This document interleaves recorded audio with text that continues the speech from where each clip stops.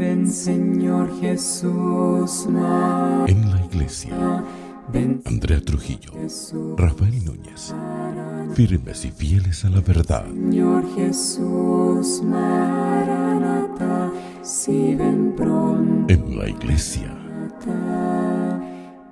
Queridos hermanos de En la Iglesia, por favor acompáñennos a atravesar el Golfo de México y el continente americano para trasladarnos hasta la ciudad de Tijuana, en Baja California, para allí escuchar a Monseñor Isidro Puente, fundador y director de las Ecuménicas de Guadalupe, a quien consideramos la enciclopedia católica de nuestros tiempos, con un mensaje de mucho interés para toda la Iglesia universal.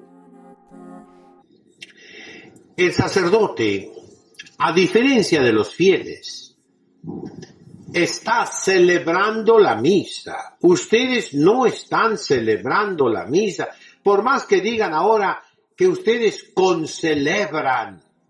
Es una manera hiperbólica, exagerada. Ustedes no celebran porque no son el celebrante. No son ministros de la Eucaristía, no. El único que celebra es el sacerdote. Y es ley litúrgica. El sacerdote debe consagrar y consumir la hostia que consagra. Ustedes no, por ejemplo, si una persona viene fuera de la Santa Misa o se va a llevar la comunión a un enfermo fuera de la Santa Misa, se toma del copón, del ciborio, dentro del tabernáculo, del sagrario, se toma una hostia y se le da. No hay misa, no, pero sí hay comunión. En cambio, en la Santa Misa es un signo. Los sacramentos son signos sensibles que producen la gracia. El sacerdote debe comulgar la hostia que consagró. Hay obispos, me consta. Lo vi y se lo dije al obispo, es compañero mío. Se burló de mí. Obispos ignorantes. ¿Qué hizo el obispo? Se fijan, a ver la cámara. Yo les hablé ya. En muchos lugares, después de misa, como aquí, exponemos el Santísimo Sacramento del altar en el ostensorio, en la custodia, para la adoración del pueblo. Y aquí se utiliza una hostia grande. Normalmente es del mismo tamaño de las que usa el sacerdote en el cáliz. Aquí en el cáliz, el sacerdote tiene la hostia grande. Fíjense bien. Las de ustedes son más chiquitas. Esta la voy a consagrar dentro de un ratito. Y yo debo consumir esta hostia. ¡Ah, no! Ese obispo y muchos sacerdotes, perdónenme, ignorantes, y perdónenme también aquí, sacrílegos, porque pervierten el santo sacrificio de la misa, lo pervierten. ¿Pero cómo? Sí, señor, piensa en mis palabras, Esta hostia que consagra en la misa la utiliza para el ostensorio y la hostia que estaba aquí, una hostia consagrada hace una semana o 2 semanas, es la que consume el sacerdote. Comulga con la hostia del sagrado depósito, con la hostia, diríamos, antigua. Ahí el sacerdote comete pecado. ¿Cómo? Sí, comete pecado. Porque pervirtió el santo sacrificio. Al tomar la sangre de Cristo, sí, pudiéramos decir que se hace el santo sacrificio, pero a mitad. A mitad. Es un sacrilegio eso. El sacerdote debe consumir la hostia que consagró en la misa. ¿Qué pasa? El sacerdote, al consumir la hostia antigua que estaba en el sagrario, sí comulga, sí recibe el cuerpo, el alma, la sangre, la divinidad de Jesucristo, sí comulga, pero no sacrifica. No hace el sacrificio, o sea, no es misa. Es una misa pervertida por culpa del sacerdote. La ignorancia puede ser que lo excuse, aunque sea obispo.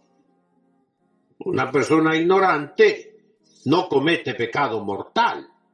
Para cometer pecado mortal se ocupa pleno conocimiento, pleno consentimiento y materia grave. Esta es materia gravísima. Pleno consentimiento, pues sí, quiere hacer eso, pero tal vez falle el pleno conocimiento, porque ese sacerdote, ese obispo o cardenal, lo que sea, no estudió, no conoce, no sabe. Y pues es una ignorancia culpable. Culpable. Yo no me atrevo a decir que es pecado mortal, eso ya es interior. Pero externamente es una falta grave. Entiéndanlo los obispos, sacerdotes, cardenales. Entiéndanlo las conferencias episcopales. Es un abuso gravísimo. El sacerdote debe consumir la hostia que consagró en la Santa Misa. No debe consumir hostias del depósito sagrado, hostias guardadas en el sagrario. Espero que este segundo punto, pues que tengan buena voluntad, lo entiendan, El día de hoy, como dijo el Papa Benedicto, está la tiranía del relativismo. Cada día más la gente no razona, no es capaz de razonar ya. Está fanatizada, está lavada de cerebro.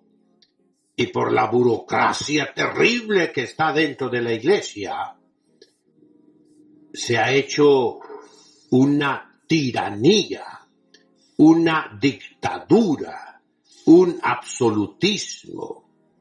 Y si tú das razones en contra de algo, no se defienden con razones, sino violentamente. Igual que cuando apedrearon al diácono San Esteban. Él tiene un discurso maravilloso, les da razones y ellos agarran piedras y se las avientan. Es lo mismo el día de hoy. Estas razones que les acabo de dar no las van a aceptar porque están fanatizados, endemoniados. Y lo único que hacen es odiar. Monseñor no nos quiere. Monseñor siembra el odio. Fíjese bien esa frase, Cuando te doy una razón y te desbarato tus argumentos, me acusas que yo te odio a ti. Yo no te odio. Al contrario, te estoy ilustrando, te estoy instruyendo. Enseñar al que no sabe es una obra de misericordia, de caridad.